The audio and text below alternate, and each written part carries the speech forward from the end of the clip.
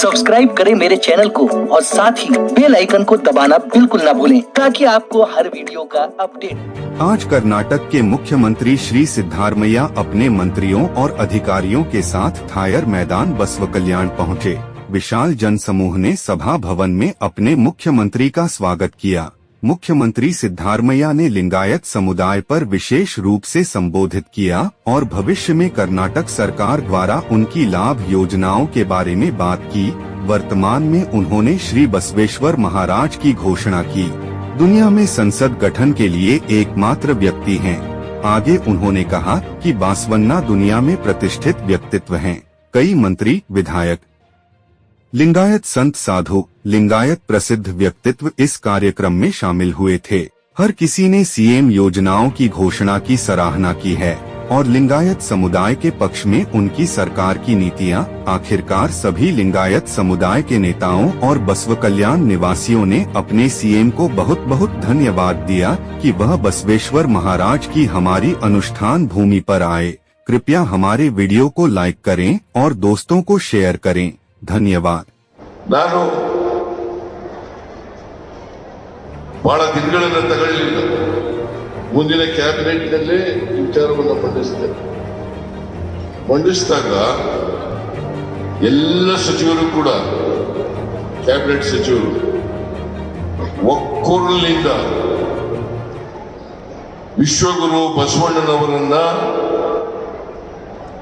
ಕರ್ನಾಟಕ ರಾಜ್ಯ ಅಷ್ಟೇ ಅಲ್ಲ ಇಡೀ ದೇಶದ ಸಾಂಸ್ಕೃತಿಕ ನಾಯಕ ಅಂತೇಳಿ ಘೋಷಣೆ ಮಾಡಬೇಕು ಅಂತೇಳಿ ಒಕ್ಕೊರಲಿನ ತೀರ್ಮಾನ ಆಯಿತು. ಆ ತೀರ್ಮಾನ ಆದಮೇಲೆ ನಮ್ಮ ಸರ್ಕಾರ ಘೋಷಣೆಯನ್ನ ಮಾಡಬೇಕು. ಈಗ ವಿಶ್ವಗುರು ಬಸವಣ್ಣನವರು ಸಾಂಸ್ಕೃತಿಕ ನಾಯಕ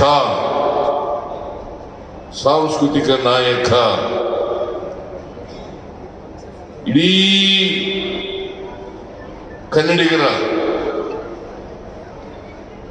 ಇಡೀ ಭಾರತೀಯರ ಅಭಿಮಾನದ ಸಂಕೇತವಾಗಿ ಬಸವಣ್ಣನವರನ್ನ ಸಾಂಸ್ಕೃತಿಕ ನಾಯಕನನ್ನಾಗಿ ಘೋಷಣೆ ಮಾಡಿದ್ದೇವೆ.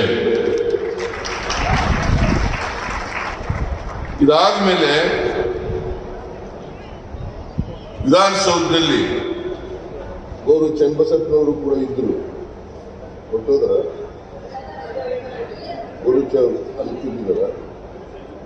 ಗುರುಚ್ ಅವರು ಕೂಡ ಇದ್ರು. ವಿಶ್ವಗುರು ಬಸವಣ್ಣ ಸಾಂಸ್ಕೃತಿಕ ನಾಯಕ ಅಂತಕ್ಕಂಥ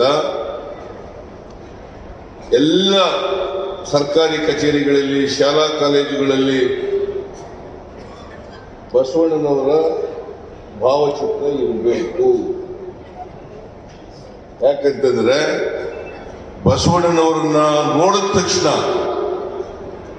ನಮ್ಮೆಲ್ಲರಿಗೂ ಕೂಡ ಸ್ಫೂರ್ತಿ ಮತ್ತು ಪ್ರೇರಣೆ ಆಗ್ತದೆ ಅನ್ನೋ ಕಾರಣಕ್ಕೋಸ್ಕರವಾಗಿ ಬಸವಣ್ಣನವರನ್ನ ಎಲ್ಲ ಸರ್ಕಾರಿ ಕಚೇರಿಗಳಲ್ಲಿ ಅವರ ಭಾವಚಿತ್ರವನ್ನು ಇಡಿಸ್ತಕ್ಕಂಥ ಕೆಲಸವನ್ನ ನಮ್ಮ ಸರ್ಕಾರ ಮಾಡಿದೆ. ನಾನು ಮೊದಲಿಂದಲೂ ಕೂಡ ಬಸವಾದಿ ಶರಣರ ಅನುಯಾಯಿ. ಅದಕ್ಕೋಸ್ಕರನೇ ನಾನು 2013 ಮೊದಲನೇ ಬಾರಿಗೆ ಮುಖ್ಯಮಂತ್ರಿ ಆಗ್ತೀವಿ ಅಂತೇಳಿ ಇವತ್ತು ಅವರ ನೇತೃತ್ವದಲ್ಲಿ ಅನೇಕ ಸ್ವಾಮೀಜಿಗಳು ಸೇರಿ ನನಗೆ ಅಭಿನಂದನೆಯನ್ನ ಮಾಡಿದ್ದಾರೆ. ನನಗೆ ಅಭಿನಂದನೆ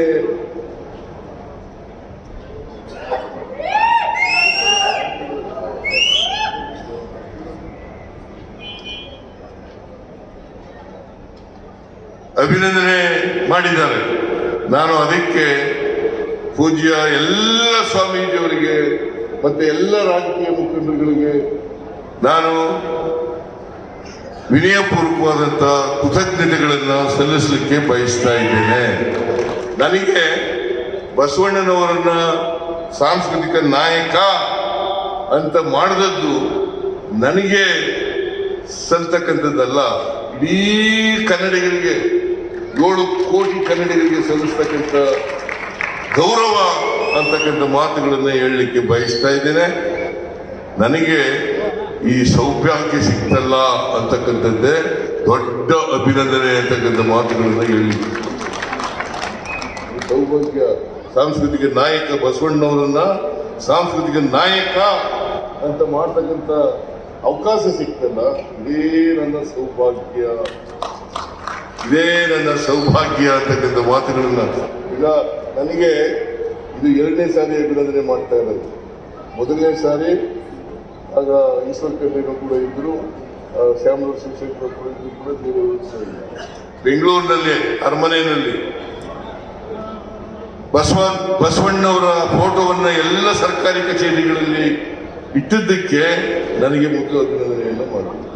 ಅಕ್ಕ ಮಹಾದೇವಿ ಅವರ ಹೆಸರನ್ನ ಬಿಜಾಪುರದ ಮಹಿಳಾ ವಿಶ್ವವಿದ್ಯಾಲಯಕ್ಕೆ ಹೆಸರಿಟ್ಟಿದ್ದಕ್ಕೆ ಇವೆರಡೂ ಸೇರಿಸಿ ನನಗೆ ಅಭಿನಂದನೆಯನ್ನ ಮಾಡಿದ್ರು. ಅವತ್ತು ಅಭಿನಂದನೆ, ಇವತ್ತು ಮಾಡಿದಂಥ ಅಭಿನಂದನೆ ಇದೆಯಲ್ಲ, ಇದು ಒಂದು ಅವಿಸ್ಮರಣೀಯ ಅಭಿನಂದನೆ ಅಂತಕ್ಕಂಥ ಮಾತುಗಳನ್ನು ಹೇಳಲಿಕ್ಕೆ ನನ್ನ ಜೀವನದಲ್ಲಿ ಇದು ಒಂದು ಚಿರಸ್ಮರಣೀಯ ಘಟನೆ ಅಂತಕ್ಕಂಥ ಮಾತುಗಳನ್ನು ಕೂಡ ಹೇಳಲಿಕ್ಕೆ ಬಯಸ್ತೇನೆ. ಈ ಅಭಿನಂದನೆ ಏನು ಮಾಡಿದ್ದಾರೆ, ಈ ಅಭಿನಂದನೆಯನ್ನ ಕರ್ನಾಟಕದ 7 ಕೋಟಿ ಜನರಿಗೆ ಅರ್ಪಿಸ್ತಾ ಇದ್ದೇನೆ ಅಂತಕ್ಕಂಥ ಮಾತುಗಳನ್ನು 7 ಕೋಟಿ ಜನರಿಗೆ ಅರ್ಪಿಸ್ತಾ ಇದ್ದೇನೆ. ಜೊತೆಗೆ ಬಹಳ ಜನ ಅಪಪ್ರಚಾರ ಮಾಡ್ತಾರೆ, ಗ್ಯಾರಂಟಿಗಳನ್ನು ನಿಲ್ಲಿಸ್ಕೊಳ್ತಾರೆ ಅಂತೇಳಿ. ನೀವೆಲ್ಲ ಬಜೆಟ್ ನೋಡಬೇಕು. ಮುಂದಿನ ವರ್ಷಕ್ಕೆ 56,000 ಕೋಟಿ ರೂಪಾಯಿ ಇಟ್ಟಿದ್ದೇವೆ ನಾವು. ಮುಂದಿನ ವರ್ಷ ಅಷ್ಟೇ ಅಲ್ಲ, 5 ವರ್ಷ ಜನ ನಮಗೇನು ಆಶೀರ್ವಾದ ಮಾಡಿ ಅವಕಾಶ ಕಲ್ಪಿಸ್ಕೊಟ್ಟಿದ್ದಾರೆ. 5 ವರ್ಷನೂ ಕೂಡ ಈ 5 ಗ್ಯಾರಂಟಿಗಳನ್ನ ಮುಂದುವರಿಸತಕ್ಕಂಥ, ಬಡವರಿಗೆ ತಲುಪಿಸ್ತಕ್ಕಂಥ ಕೆಲಸವನ್ನ ಮಾಡ್ತೇವೆ, ಮಹಿಳೆಯರಿಗೆ ತಲುಪಿಸ್ತಕ್ಕಂಥ ಕೆಲಸವನ್ನ ಮಾಡ್ತೇವೆ. ಯಾಕಂತಂದ್ರೆ ಸಮಾಜ ಸ್ವಾಸ್ಥ್ಯ ಆದಾಗ ಮಾತ್ರ ಸಮಾನತೆ ಸಮಾಜ ನಿರ್ಮಾಣ ಮಾಡಲಿಕ್ಕೆ ಸಾಧ್ಯ. ಎಲ್ಲರಿಗೂ ಆರ್ಥಿಕ ಸಾಮಾಜಿಕ ಶಕ್ತಿ ಬಂದಾಗ ಮಾತ್ರ, ಎಲ್ಲರೂ ಮುಖ್ಯವಾಹಿನಿಗೆ ಬಂದಾಗ ಮಾತ್ರ ಸಮಾಜವನ್ನು ನಿರ್ಮಾಣ ಮಾಡಲಿಕ್ಕೆ ಸಾಧ್ಯ ಆಗ್ತದೆ. ಆಮೇಲೆ ಸ್ವಾಮೀಜಿಯವರು ವಚನ ಸಾಹಿತ್ಯ ವಿಶ್ವವಿದ್ಯಾಲಯವನ್ನು ಮಾಡಬೇಕು ಅಂತ ಹೇಳಿ ಅವರು ಭಾಷಣದಲ್ಲಿ ಹೇಳಿದ್ದಾರೆ. ನಾನು ಮುಂದಿನ ವರ್ಷ ಈ ವಚನ ಸಾಹಿತ್ಯ ವಿಶ್ವವಿದ್ಯಾನಿಲಯವನ್ನ ಮಾಡಲಿಕ್ಕೆ ಎಲ್ಲ ಕ್ರಮಗಳನ್ನು ಕೂಡ ತಗೊಳ್ತೇನೆ ಅಂತಕ್ಕಂಥ ಮಾತುಗಳನ್ನು ಈ ಸಂದರ್ಭದಲ್ಲಿ ಹೇಳಿ, ನನಗೆ ಮತ್ತೊಮ್ಮೆ ಎಲ್ಲ ಸ್ವಾಮೀಜಿಯವರಿಗೆ, ಎಲ್ಲ ರಾಜಕೀಯ ನಾಯಕರುಗಳಿಗೆ ಧನ್ಯವಾದಗಳನ್ನು ಹೇಳಿ, ಕೃತಜ್ಞತೆಗಳನ್ನು ಸಲ್ಲಿಸಿ ನನ್ನ ಮಾತನ್ನು ಮುಗಿಸ್ತೇನೆ. ಜೈ ಹಿಂದ್, ಜೈ ಕರ್ನಾಟಕ, ಜೈ ವಿಶ್ವಗುರು ಬಸವಣ್ಣ. ಮಾನ್ಯ ಮುಖ್ಯಮಂತ್ರಿಗಳಿಗೆ ಜೋರಾದ ಚಪ್ಪಾಳೆ ತಟ್ಟೋಣ. ಇದು ನಮ್ಮ ಕಲ್ಯಾಣದ ಇತಿಹಾಸದ ಕಾರ್ಯಕ್ರಮ. सब्सक्राइब करें मेरे चैनल को और साथ ही बेल आइकन को दबाना बिल्कुल ना भूलें, ताकि आपको हर वीडियो का अपडेट